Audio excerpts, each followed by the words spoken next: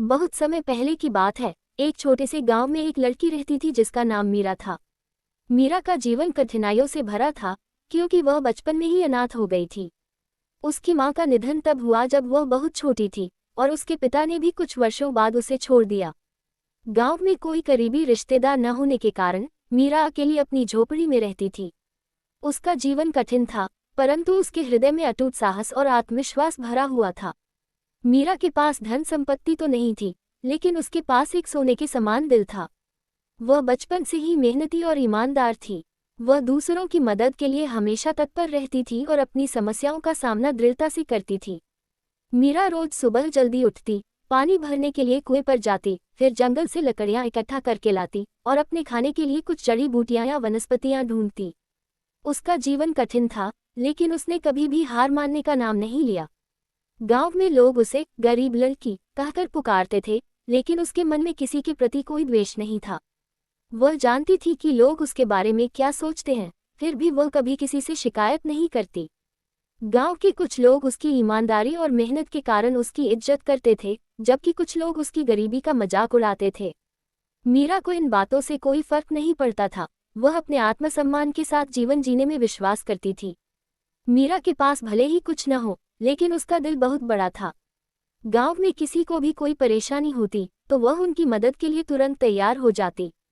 कई बार उसने अपनी एकमात्र रोटी भी भूखे बच्चों को दे दी।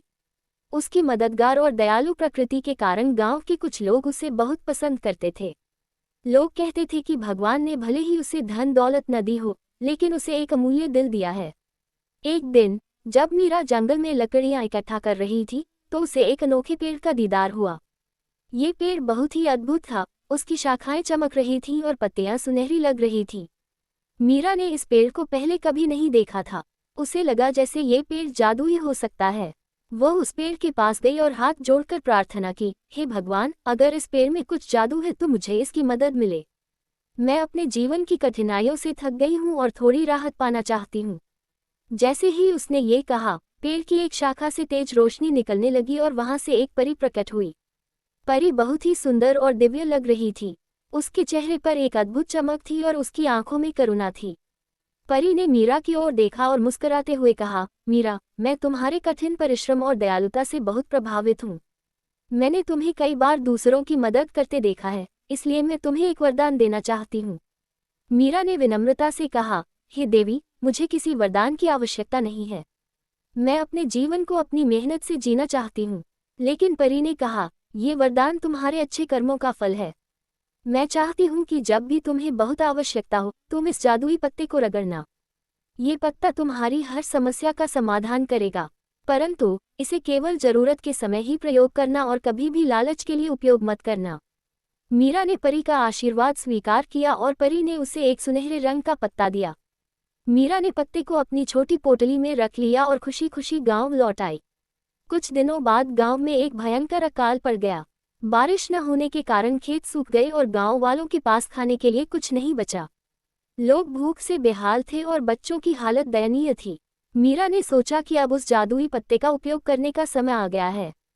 उसने पत्ते को रगड़ा और उसके बर्तन अनाज से भर गए। उसने उस अनाज को गांव वालों में बांट दिया, जिससे सभी का पेट भर गया।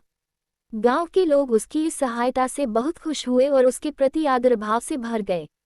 वे सोचने लगे कि मीरा तो सच में किसी देवी के समान है, जो हमेशा उनकी मदद करती है। इस घटना के बाद गांव के लोग उसकी और भी अधिक इज्जत करने लगे। कुछ समय बाद गांव में पानी की समस्या उत्पन्न हो गई। गांव का एकमात्र कुआं सूख गया था और लोगों को दूर दूर से पानी लाना पड़ता था। मीरा ने सोचा कि यह समय फिर से पत्ते का उपयोग करने का है। उसने पत्ते को रगड़ा और उसके सामने एक नया कुआं बन गया, जिसमें से मीठा और शुद्ध पानी निकलने लगा।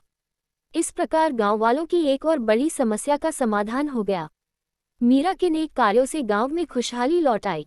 उसने जादुई पत्ते का उपयोग केवल और केवल गांव वालों की भलाई के लिए किया। उसकी सादगी और ईमानदारी से गांव के लोग बहुत प्रभावित हुए और उसे गांव की बेटी का सम्मान दिया। मीरा की कहानी गांव में प्रेरणा का स्रोत बन गई और लोग उसे अपनी आदर्श मानने लगे। गांव में एक महिला थी जिसका नाम कमला था। वह बहुत ही चालाक और लालची थी।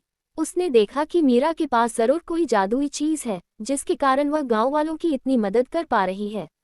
एक रात कमला ने मीरा की पोटली से वह जादुई पत्ता चुरा लिया। अगले दिन उसने लालच में आकर पत्ते को रगड़ना चाहा, लेकिन पत्ता अचानक उसके हाथ से फिसलकर गायब हो गया। पत्ते ने उसकी लालच देख ली थी और अब वह केवल मीरा के पास ही वापस लौट सकता था। कमला ने अपनी गलती मानकर मीरा से माफी मांगी और अपने किए पर पछताया। मीरा ने उसे माफ कर दिया और कहा, जादू से ज्यादा ताकत हमारे अच्छे कर्मों में होती है। मीरा ने पत्ते का उपयोग गांव में स्कूल और अस्पताल बनाने के लिए किया, ताकि लोग शिक्षित हो सकें और स्वस्थ जीवन जी सकें। उसने गांव के लोगों को सच्ची खुशहाली का मार्ग दिखाया। उसका जीवन एक उदाहरण बन गया कि किस प्रकार मेहनत, ईमानदारी और दूसरों की भलाई के प्रति समर्पण से जीवन की कठिनाइयों को हराया जा सकता है। मीरा ने गांव वालों को ये सिखाया कि सच्ची खुशहाली मेहनत और ईमानदारी में है, न कि किसी जादू में। उसने उन्हें बताया कि अगर हम अपने कर्म सही रखें और सच्चाई के मार्ग पर चलें, तो किसी भी समस्या से डरा नहीं जा सकता। मीरा की कहानी गांव के हर व्यक्ति के लिए प्रेरणा बन गई और लोग उसे हमेशा याद रखने लगे। अगर वीडियो अच्छी लगी हो तो वीडियो को लाइक करें, शेयर करें और सब्सक्राइब करें।